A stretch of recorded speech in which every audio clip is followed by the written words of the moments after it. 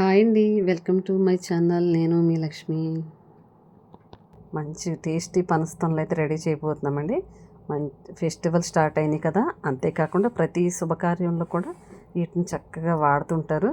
Godavari side అయితే ఇంకా ఎక్కువగా సంక్రాంతి టైంలో ఎక్కువ చేస్తుంటారండి. ఈ పనస్తోనలు అన్నది చాలా ఈజీగా చేసేసుకోవచ్చండి, పెద్ద కష్టం కూడా ఉండదు. అది ఎలా ఏంటన్నది చూపిస్తానండి. నేనైతే ఒక అరకిలో మైదా అయితే తీసుకున్నాను. అలాగే కాస్త చిటికెడు సాల్టు, చిటికెడు బేకింగ్ సోడా కూడా వేసి ఒక 3 టేబుల్ స్పూన్లు నెయ్యి అయితే యాడ్ చేస్తున్నానండి. మీకు కావాలనుకుంటే ఆయిల్ అయినా యాడ్ చేసుకోవచ్చు. ఇవి మూడు మిక్స్ అయ్యేలాగా మనం పిండిని అన్నది చక్కగా రఫ్ చేసుకోవాలండి. పిండికి అంటుకోవాలి మనం వేసిన నెయ్యి అని బేకింగ్ సోడా కూడా. అప్పుడు పిండి అన్నది చక్కగా గుల్ల వస్తుందన్నమాట ఇలా కలపడం వల్ల. అంతేకాకుండా వాటర్ కూడా కాస్త తక్కువ పోసుకోవాలి. ఇలా కలుపుకోవడం వల్ల ఏంటంటే ఈ పనస్తోనలు అన్నది చక్కగా ఈజీగా గుల్లగా వస్తాయి, మనకి శ్రమ కూడా ఉండదు. అలాగే వీటిని కొన్ని ఏరియాల్లో సంపంగి పూలు కూడా అంటారండి. ఏరియాలను బట్టి వీటి పేర్లు మారుతుంటాయి. అంతేకాకుండా గోదావరి సైడ్ అయితే ఇవి లేకుండా సంక్రాంతి పండగ అన్నది అస్సలు అవ్వదండి. ప్రతి సంక్రాంతికి ఇవైతే కంపల్సరీగా చేస్తారు.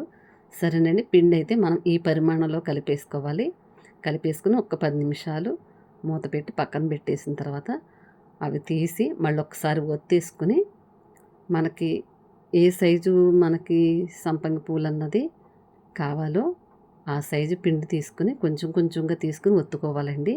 ఎక్కువ ఒకేసారి మనం ఉండల్లా పెట్టేసుకుంటే అవి కొంచెం గాలికి ఆరిపోయి గట్టిగా అయిపోతుంది పిండి. అందుకని కొంచెం తీసుకుంటూ మూత పెట్టి పక్కన పెట్టేద్దాం. నేనైతే చిన్నవే చేస్తున్నాను. మీకు ఇంట్లో వాళ్ళకి అనుకుంటే కొంచెం పెద్దగా చేసుకోవచ్చు, లేదంటే బయట ఎవరికన్నా ఫెస్టివల్లో ఇవ్వాలి అనుకుంటే కాస్త చిన్నవి చేసుకోవచ్చు. మనం చపాతీ కర్రతో ఇలా ఒత్తేసేసుకుని చక్కగా చాకు ఒకటి తీసుకుని దీన్ని చక్కగా ఘాట్లు పెట్టేసుకోవాలండి. నేను 2 విధాలుగా చూపిస్తానండి. ఈజీగాను చేసుకోవచ్చు, లేదంటే మనకు కొంచెం టైం అయినా పర్లేదంటే ఇలా కూడా చేసుకోవచ్చు. నేనైతే ముందు ఈ షేప్లో కట్ చేస్తున్నాను. ఇలాగా 4-5 ఘాట్లు పెట్టేసుకుని ఇలా హోల్డ్ చేసుకోవాలండి.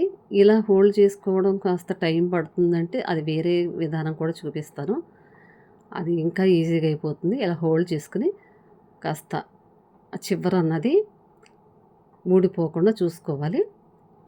ఆ చివరి కాస్త గట్టిగా ఒత్తుకోవాలండి. లేదు కొంచెం ఎక్కువగా ఉందనుకుంటే పిండి అన్నది ఆ చివరిలో తీసేయచ్చు.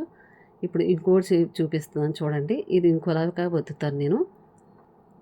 ఇదైతే ఇంకా ఈజీగా అయిపోద్ది, టైం ఎక్కువ పడుతుంది. ఇలాగా కట్ చేసేసుకుని చక్కగా ఇలా చుట్టేసుకోవడం అండి. ఇలా చుట్టూ మెలికి పెట్టేసుకున్న తర్వాత మనకి అంత హోల్డ్ చేసే అంత పని ఉండదు.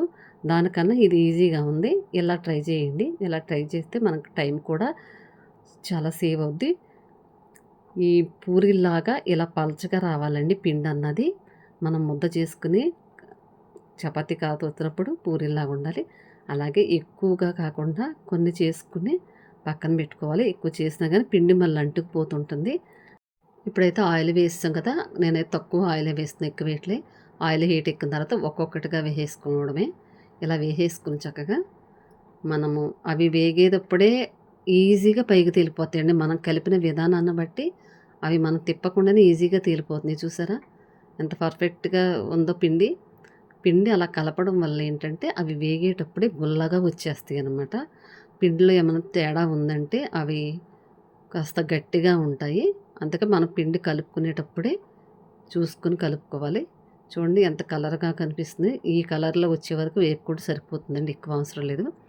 నేనైతే ఒక్కొక్కటిగా ఒక 5-6 చేసి పక్కన పెట్టుకుని ఇందులో వేపుకుంటున్నాను. నేను కొంచెం ఎక్కువ చేస్తున్నాను, అందుకని కాస్త టైం పడుతుంది. తక్కువ చేసుకునే వాళ్ళకి ఈజీగా అయిపోద్ది. వెయ్యంగానే పొంగిపోతుంది చూసారా. మనం వేసిన నెయ్యి, బేకింగ్ సోడా కలిపే విధానాన్ని బట్టి కూడా ఉంటే ఇలా వేపేసుకుని పక్కన పెట్టి 1/2 కేజీ మైదా తీసుకున్నాను కదా, 1/2 కేజీ మైదాకి నేను 300 గ్రాముల షుగర్ అయితే తీసుకుంటున్నానండి. అంటే ఇది 1/2 కేజీకి తక్కువ, 1/2 కేజీకి కాస్త ఎక్కువ. ఈ 300 గ్రాముల షుగర్ని కాస్త వాటర్ వేసి చక్కగా తీగ పాకం వచ్చే వరకు కరిగించుకోవాలండి. మరీ చిక్కగా అయిపోకూడదు, అలానే మరీ పలచకూడదు. తీగ పాకం వచ్చే వరకు అయితే సరిపోతుంది.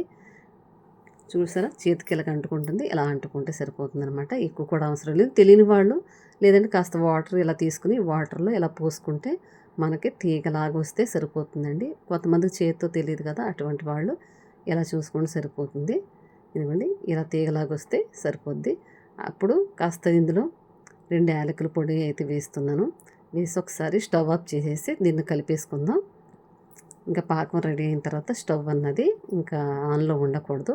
స్టవ్ అయితే ఆఫ్ చేసి ఫాస్ట్గా వేసేసేయాలండి. ఇవి మనం స్లోగా వేస్తే ఈ షుగర్ అన్నది గడ్డలాగా అయిపోతుంది, చిక్కగా అయిపోయి మనం వేసే వీటికి అంటుకోదనమాట. అందుకని కొంచెం ఫాస్ట్గా వేసేసి తీసేసుకోవాలి.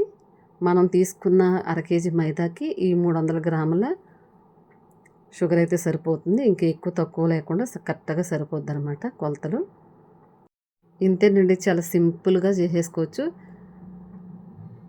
ఈ పనస్తోనలు చూసారా, ఈ పాకం అన్నది ఎక్కువ లేదు, అలాగని తక్కువ లేదు.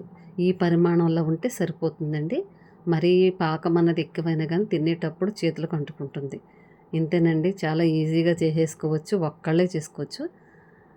ఈ రెసిపీ మాత్రం మీకు నచ్చితే ఒక లైక్ చేయండి. మరిన్ని రెసిపీతో మీ ముందుంటానండి. సరేనండి, బాయ్ అండి.